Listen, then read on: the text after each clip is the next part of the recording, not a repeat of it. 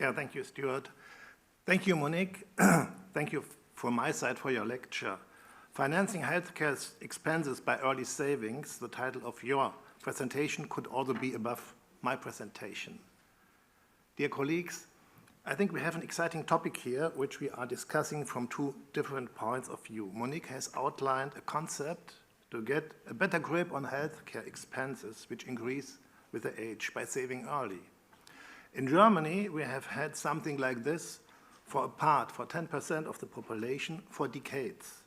And I would like to use the example of the long-term care insurance in Germany to show how such a model compares to a pay-as-you-go system.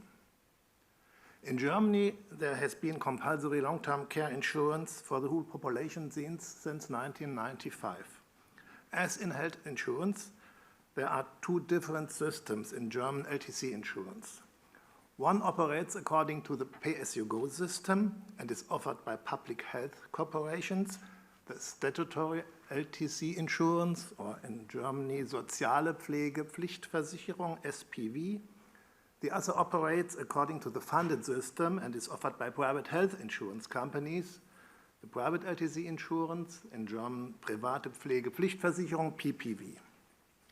The ranges of benefits in both systems are identical.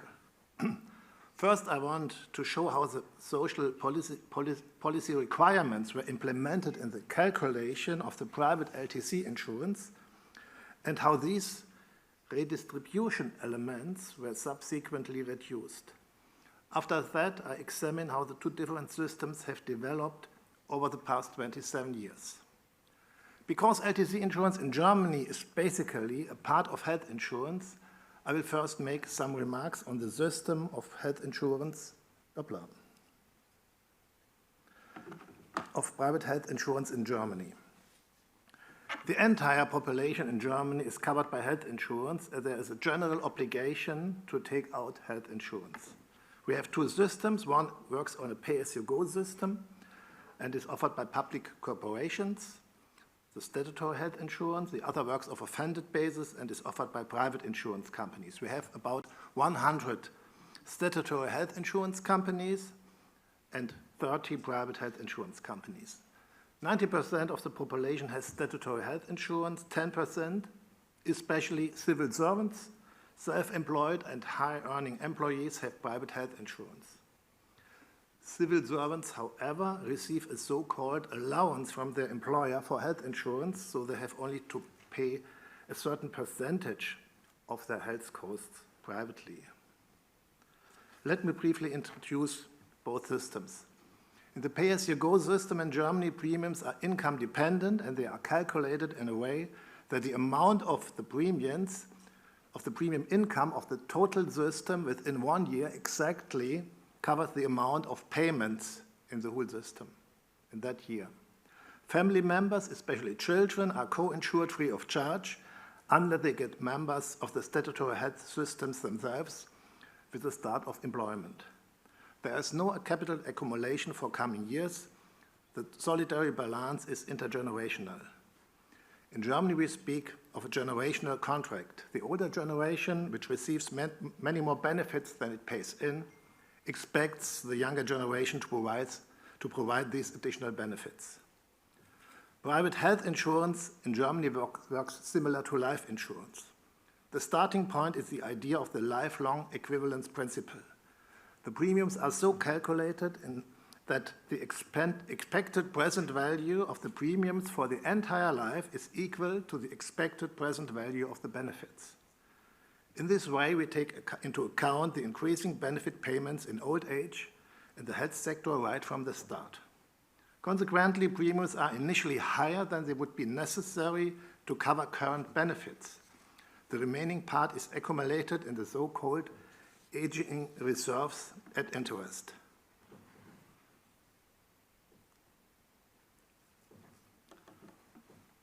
We can see what this means in this chart. If 20-year-old people today take out private health insurance, we use statistical data to calculate how their benefit needs are likely to change over the next years and decades. This is illustrated by the blue curve. We initially assume that healthcare costs remain stable. Under that condition, an average premium is calculated for the entire contract term, lifelong, the red line. The difference between the premium and the claimed benefits in the first years is collected in the aging reserves and later used to cover the then higher benefits. That's the black curve, whereby a constant actual interest rate is assumed over the time. Thus, the system of the German private health insurance is independent of the development of the birth rate. Our model is therefore based on the assumption that each generation provides for itself.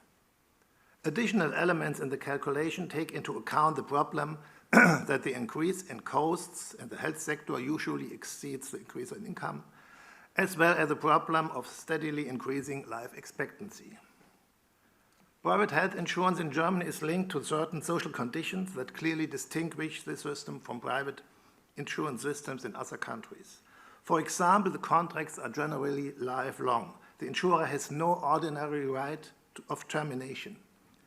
Even if the premiums are not paid, the contract may not be terminated, but must be continued in a tariff with a reduced range of benefits. Furthermore, deteriorations in the health condition of an insured person after the start of insurance may not have the effect of increasing premiums. A subsequent increase in risk surcharges is thus excluded. Let's now turn to the LTC insurance. The principle is care follows health. That means we have the same insurer for the long-term care insurance than for the health insurance, with the consequence that the statutory LTC insurance follows the pay-as-you-go system, the private LTC insurance, the funded system. From an actuarial point of view, the funded scheme makes even more sense in long-term care insurance than in health insurance. And of course, it makes much more sense than a pay-as-you-go system. This is because we have a savings process that lasts for decades without any significant benefits accruing, and the benefit expenditure for long-term care is only incurred at a very high age. In addition to the social framework conditions that already had to be complied with in private health insurance, additional political requirements had to be met when setting up private compulsory LTC insurance. While a person interested in private health insurance usually takes out private health insurance at a young age and then pays lifelong premiums, which depend in particular on the entry age of the policyholder, in 1995, in private compulsory LTC insurance, we had to cover the entire population in one fell swoop, provided they had private health insurance. It asked also older people and those already in need of long-term care. The range of benefits of the private LTC insurance is identical to that of the social private LTC insurance, so there is no competition between the different insurance companies. It had been stipulated by politics already in 1995 that premiums for men and women have to be equal, that there are no premiums for children, and finally that the premium for each person in the private LTC insurance must not exceed the maximum contribution to the social compulsory LTC insurance. That means, in addition to the methods of classic individual insurance, which are based on life insurance, certain redistribution elements had to be integrated but calculated on exact mathematical basis.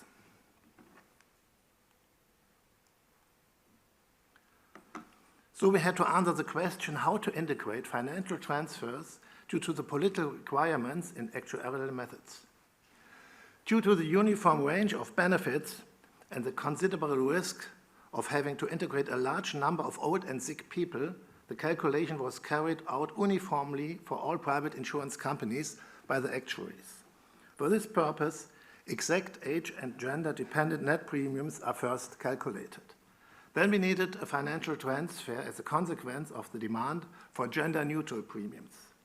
Furthermore, we needed an intergenerational transfer from younger to older insured persons, because according to the actuarial calculation, older insured persons who were integrated into the system at the beginning of the LTC insurance would have to pay higher premiums than the legally prescribed maximum premium. On the next slides, I show the formulas for the different transfers without going into detail here. This is presented in more detail in my paper to the Congress. The amount of transfer which is necessary to finance a gender-neutral premium was in 2021 282 million euro, which was about 6.7% of the total income, premium income in the PPV. The amount of transfer which is necessary to finance a gender-neutral premium was in 2021 282 million euro, which was about 6.7% of the total premium income in the PPV. The next formula shows the transfer amount needed to insure children free of contributions. Benefits must be provided for children as a result of accidents, but also as a result of congenital disabilities in LTC insurance. The transfer volume for the non-contributory co-insurance of children is small. It amounts to about 2.3 million euro per year. That's 0.05% of the total premium income in the PPV. The transfer requirement from young to old, that is the amount necessary to limit premiums to the maximum contribution of the statutory LTC insurance, adds up to 276 million euro. That's 6.5% of the total premium income in the PPV. So in 2021, the transfer volume for the political requests is 30.2% of all premium income in the PPV.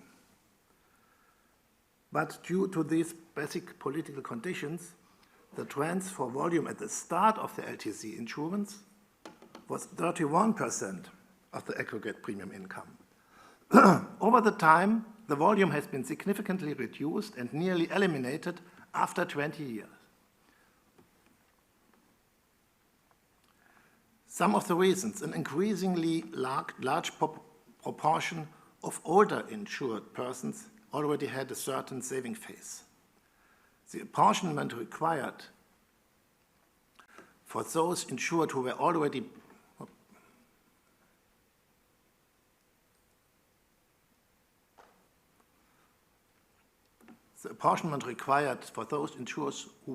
benefit recipients when long-term care insurance was introduced in 1995 was reduced by their mortality, and safety loading could be used to reduce the transfer volume.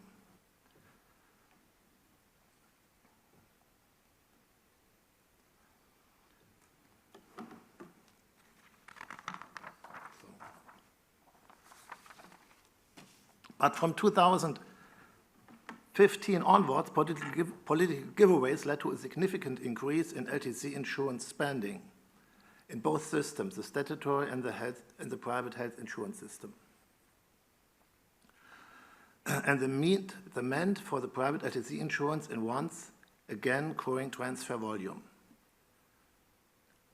After 27 years, it is interesting to see how the different systems, 74 million insured with the statutory compulsory LTD system, whereas 9 million policyholders in the private compulsory LTC insurance have developed. Another difference in the contribution structure between the PPV and the SPV is that in the social LTC insurance, due to a ruling of the Federal Constitutional Court in 2005, a supplement for childless insured persons was introduced, 0.25% contribution rate points, which does not exist in the private LTC insurance. We see that 25 years ago, in 1995, the contribution of a 30-year-old policyholder in the private LTC insurance, the green line, was about the same as that of a statutory LTC insured person. In 2020, and he is now 55 years old, it was only half as high. This circumstance is due to the fact that the younger generation had to take over a significantly higher transfer volume at the beginning of the private compulsory LTC insurance than is necessary today. Between 2000 and 2015, we have been able to reduce premiums for the private LTC insurance several times, although the latest mortality tables have always been integrated into the calculation to anticipate the increasing life expectancy. As we can see, both SPV and PPV premiums have increased significantly over the last 5 years due to higher benefit expenses. The more favorable development of contributions in the PPV quickly gave rise to envious voices calling for a merger of both systems for risk equalization of the systems. This was justified by the older structure of the insureds and thus the higher proportion of nursing cases in the SPV. Indeed, at the start of German LTC insurance, the private insurance system had a younger age structure than the social system. You see it in the blue lines in the year 1995, the age structure of the private LTC system. We had more people in the employed years between 25 and 60 and fewer in the older years, and the SPV had a better structure. But now it has shifted dramatically. The PPV now has a higher share of the population in the retirement ages from 60 up to 75. Yeah.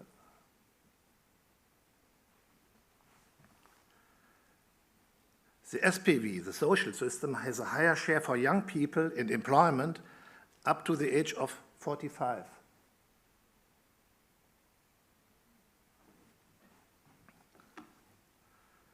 And it still has a higher share in the near nursing ages of 75 and older. The aging of the private portfolio had no impact on premiums, as they had already been included in the initial calculation. The aging of the SPV portfolio, of the statutory portfolio, led to significant increases in premiums, and this is a consequence of the pay-as-you-go system. The better development of the funded system can be seen even more clearly in the civil servant population, because even at the start of LTC insurance, the age structure of both systems, the social system for 90% and the private system for the civil servants, about 5%, was very similar, especially in the older age groups. Meanwhile, the private system has a much less favorable age structure than the social system from age 60 forward, and also among persons of working age. But because of the higher future expenditure for nursing care in the PVB was already included in the initial calculation, the demographic development had no influence on the premiums in the funded system. You see the development of the private system for civil servants in the green line and the development of the statutory system in the red and the blue line. To summarize, this aging of the private LTC insurance portfolio and its convergence with the age structure of the population as a whole is factored into the premiums from the outset by the funded system, as is the demographic development of private LTC insurance to be expected in the future. But you can see the development from 2015. The premiums in both systems have risen sharply. Since 2015, the benefits of long-term care insurance have been significantly expanded by various laws.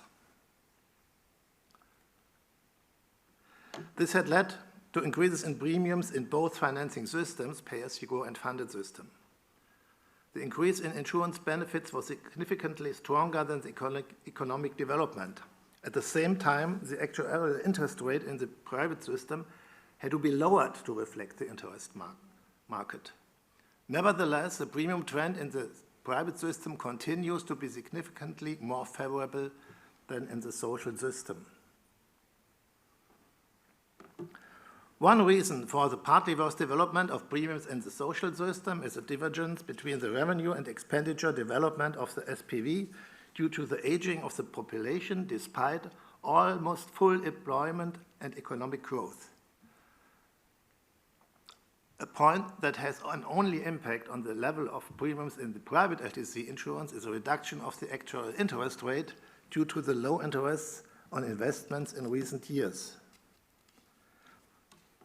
You see, we started with 3.5% interest rate calculating, and now we are at 2%, a little bit under 2%. However, further significant reductions in the actual interest rate should not longer be expected, as the interest rate environment is already returning to normal. Let's take a closer look at the development since 2015. The number of people in need of care who are cared only at home by relatives, that is, no, both are green. This is by the lower part, the black part. The number of people who are cared only at home by relatives had increased by 125% since 2015, from 1.38 million people to 3.12 million people in 2021. The group who are cared for by a mix of home care and an outpatient care service had also increased by more than 50%. We see 1,430,000.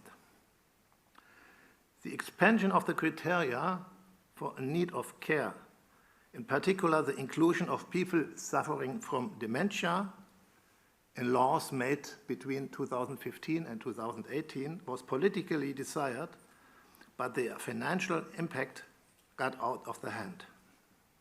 The COVID-19 pandemic had a strong effect on nursing home residents. The mortality rate among nursing home residents was particularly high, and now we have only 16% inpatient care and had 29%. We had in 2019, it increased every year. We had 18,000, and then after the first 2 years of Corona, 30,000 fewer.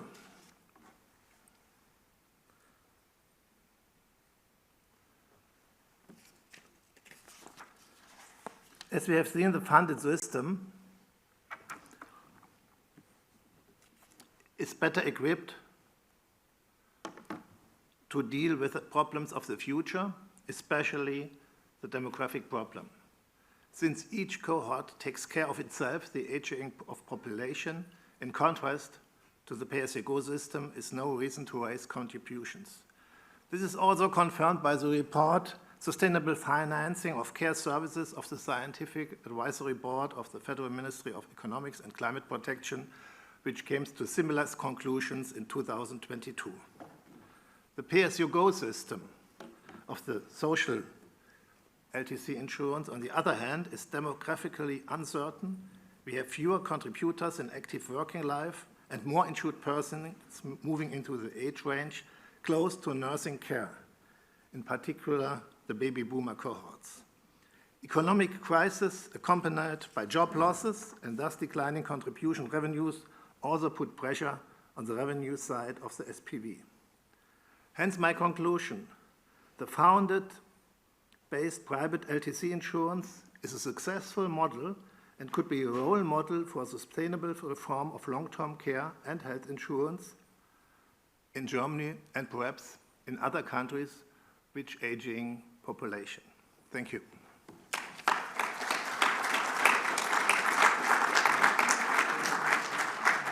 Thank you, Roland. Can people hear me through the mic? Yes. Roland's done a great job. He had 16 seconds left on the timer when he finished. That's great timing. Can I ask that you put questions through the system for Roland? And we'll have 15 minutes of questions for Roland. Then we'll get Monique back up and we'll see, push any common issues. Can I just kick off, Roland? What happens to my ageing provision when I change insurer? Good question. The question is, to whom belongs the aging provision? My aging provision does not belong to me. Because if I have a lifelong disease, very expensive, but not deadly, an individual provision would not be enough. So we have a collective, but actuarial to all insured persons divided provision. And when I change the insurer, I can take the provision who theoretically belongs to me, I can take it with me, so I can change the insurer without any problems in the LTC insurance, because the spectrum of benefits is identical. In private health insurance, where we also have funded system, it's a little bit more difficult because we have very different tariffs on different levels. And we have a system since 15 years. We can carry about over 80% of the aging provision to another insurer when I change the insurer. The reason that I can't take 100% is that usually only healthy insured persons change the insurer, and transferring the entire provision that is calculated for me, accruing to them, would lead to anti-selection. Okay. I have another question here. How did the German government set the maximum premium level? And is that premium level reviewed or revised regularly? Yeah, it's the premium level of the social health insurance is growing. It grew in the last 20 years from 11% to about 16% of the income, but with a level, it is maximized to a yearly income of 66,000 euro a year. So you have to pay 16.5% of 66,000 this year. If you are employed, half pays the company, half you have to pay. And but that was not enough for the social system. Starting 2001, we also have a tax financing. Before 2001, we only had premium financing social system. Now we have partly a tax finance system. It started with 1 billion euro in 2001, and now we have about 20 billion euro every year from taxes to support the premium rate in the social system. And that's a little problem for the private system. If our maximum possible premium depends on the maximum premium in the social system, and that is supported by tax, that would become a problem for us. But now it's not yet a problem. And the premiums are increasing every year, depending of the income and depending of the costs of the system. And in social LTC insurance, it's between 3% and 3.5%, and it's increasing now very much, especially for the childless people, due to the Supreme Court. And now they started tax financing of the social LTC system also with 1 billion in 2022. Okay. I have a question here about that care provided by a relative at home, the 60% that you had on your chart there. And the question is that paid for in some way? Government or private insurer? What kind of payment is made to the carer? The benefits of the LTC insurance, private and social, are depending on how to be cared and how ill are you. And there is a huge spread. If I care at home, I think I get about 600 euros a month for that. If I am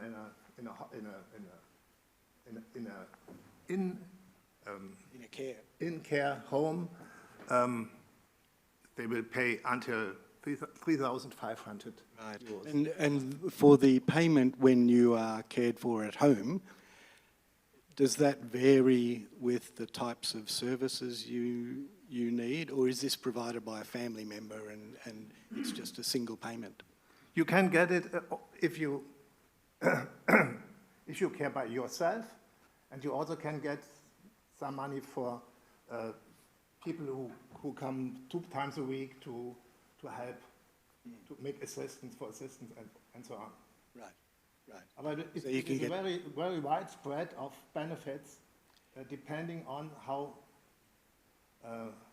much care you need. on what you need. So the payments depend on the services that you need in that care in the home situation. Okay. You have to pay always for. Roland, I might get you to stand near the mic so people online can. You have to pay always for the hotel costs in a home, because you had it at home too. Yeah. Yeah. I have another question here. Has the aging reserve been adequate, right? Can we get an idea of approximately how much refinancing has been required in the private scheme, like boosting of the reserve suddenly, and who pays for that? And the questioner, he says, if I pretend I was back in the 1970s or 1990s and I was setting up the ageing reserves for old people now, I think I would have underprovided because there's a lot higher utilisation these days than people expected. People living longer, medical advances, right?